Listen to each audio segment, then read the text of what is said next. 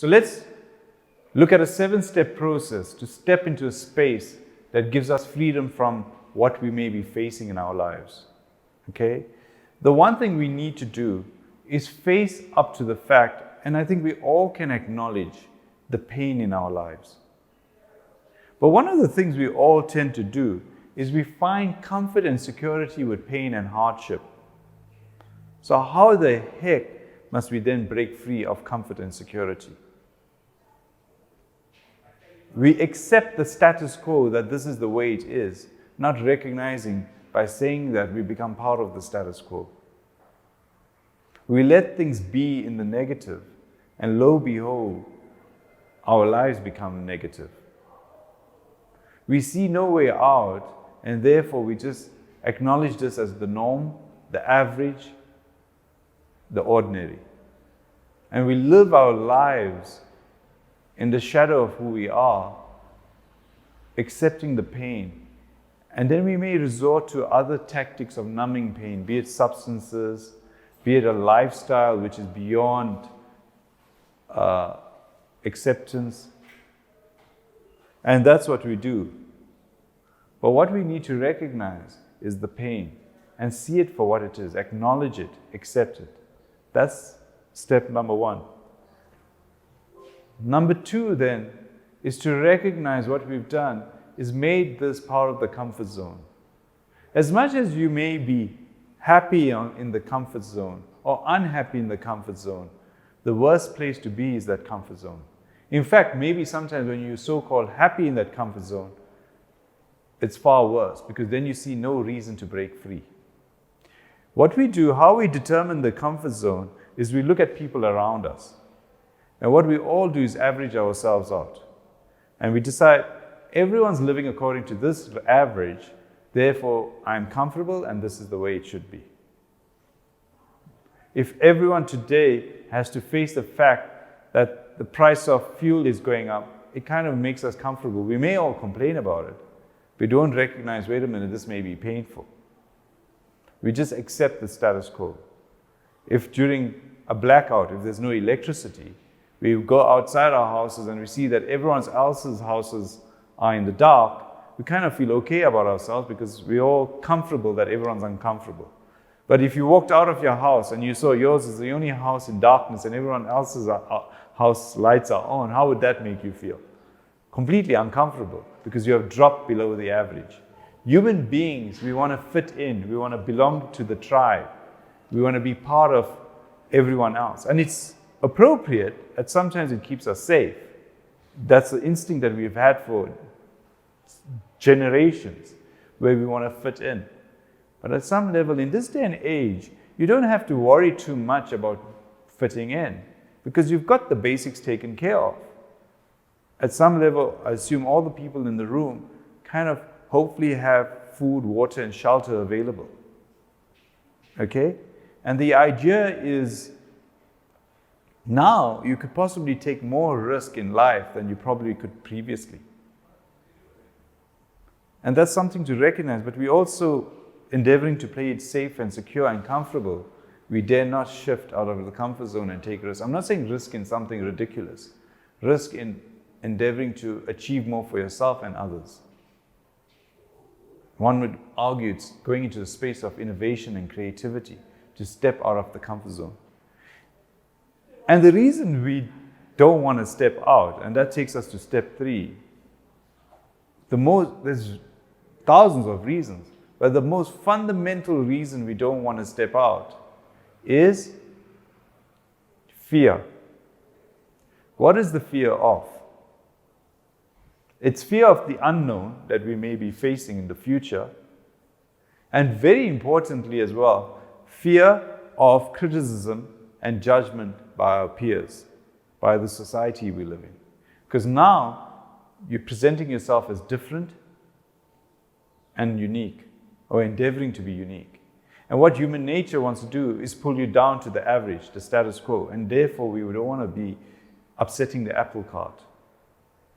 And then it demands that you have the confidence to say, I will go forth and face up to that fear. And the fear is the biggest factor because what happens is you have to step out what you see as light and step into the darkness. But the space you're in is so dark that you have no choice anyway to step into the light, or what might be, and you have no clue whether it's going to be light. It's like the fable of, or the story of someone who's looking for his car keys during a blackout in his house. And the only light he can find is the street lamp outside his house. So he goes outside and looks for his car keys in the spotlight. And he can't find it, but he searches desperately. And someone comes along and says, "Hey, what are you looking for?" He says, "For my car keys." So he also looks in the light below the street lamp. He says, "Are you sure you lost it here? Because there doesn't seem to be anything here." He says, "I've lost it in the house, but this is the only place where there's light." So as much as we may laugh at that person, we all do that. We look for the answer in the space that we're most comfortable, safe, and secure. We compare and compete against those in that circle, rather than creating. And to create, you need to step out of the circle, because in that circle, everyone knows where they fit in. Everyone knows where they belong. And if you try to upset that apple cart within that circle, kind of like you mess everything up. That's why in huge organizations, they kind of don't want you to think like out of the box thinking. They want you to make sure things are smooth and efficient. Because if you try to change things within that organization, you can create chaos. Because that's how that ship has been running for weeks, months, years, until it cannot sustain itself anymore, unless it's prepared to change direction and recreate and innovate itself in a different way. Right? And most of us don't like change. We want things to be the same. As much as we like change on certain things, we don't like change on other things. We have the same routine in lives. So facing up to our fear is absolutely fundamental. And that allows us then to break free and takes us to step 4. Because when you break out, a very important step is to move forth with humility and let go of your ego. Because your ego will always take you back to the monster that you are facing, because you see yourself in relationship to that monster. But if you're facing the future, you have to go forward in humility. Because if you're going into the unknown, do you know anything about the unknown? No. So you cannot go there with, "I know what I'm doing in the unknown," because it's unknown territory. You have to let go of who you are. You have to become humble and allow yourself to step forth, knowing you know nothing, and discovering and exploring. In fact, children do it best by playing. When they play, they discover and explore their world. That's what you and I need to do as well. Go forth in humility, because that will allow you to address the fear, because you acknowledge you know nothing. And that will allow you to have confidence to go into the future.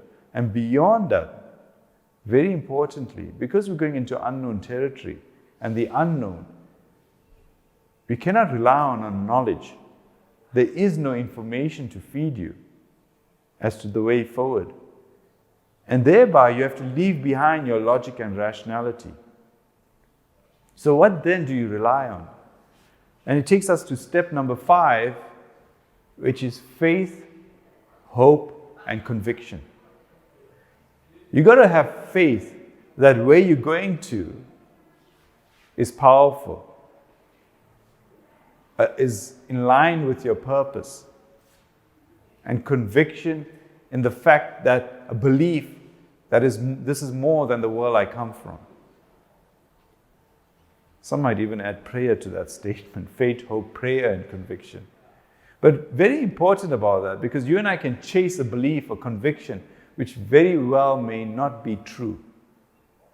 And how do you need to deal with that? Is recognize that you need to be authentic to who you are, and it needs to be aligned with a truth, a meaning, a purpose that gives to others rather than gives to you. If it gives to you, it's not in alignment with more. And as much as you may have a day in the sun, it is not sustainable. If it helps others, if it's authentic and aligned with selflessness, then that will create authenticity and alignment, and that will allow for faith, hope, and conviction to see itself through. That's where the belief will manifest and express itself. And it's interesting because it doesn't necessarily rely on anything that you may have learned at school or university. It's just a fundamental hope or faith which can be seen by others, and that's where we somewhat fear the criticism and judgment, that it's completely nonsensical. In fact, others may call it absolutely foolish and crazy. But you know what you're chasing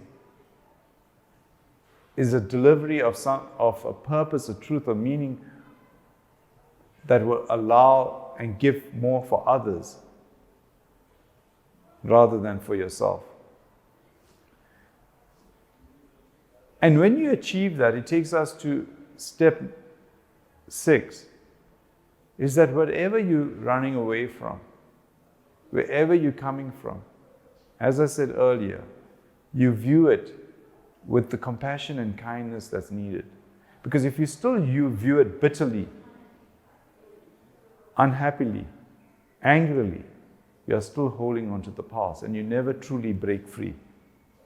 By having compassion and kindness and caring to that where you're coming from, you allow yourself to set yourself free. That means as much as it's impacted you at a physical, mental, level, you emotionally have chosen your attitude towards what's happened physically and mentally. You've chosen to come from a place of compassion and kindness and love. And as much as we may not change the circumstances that impacted on you, we change your attitude towards the circumstances. And thereby, you're able to break free. It seems like the gravitational pull of that monster, that planet of pain, hurt, and suffering. And the fuel you need is not rocket fuel. It literally is an emotional fuel of emotion, of compassion, kindness, love, and caring. And then you're able to see it for what it is rather than thrusting all our expectations, wants, and desires into that situation you may be leaving behind. And thereby, you allow yourself truly, with that compassion and kindness, to detach, forgive, let go, and forget.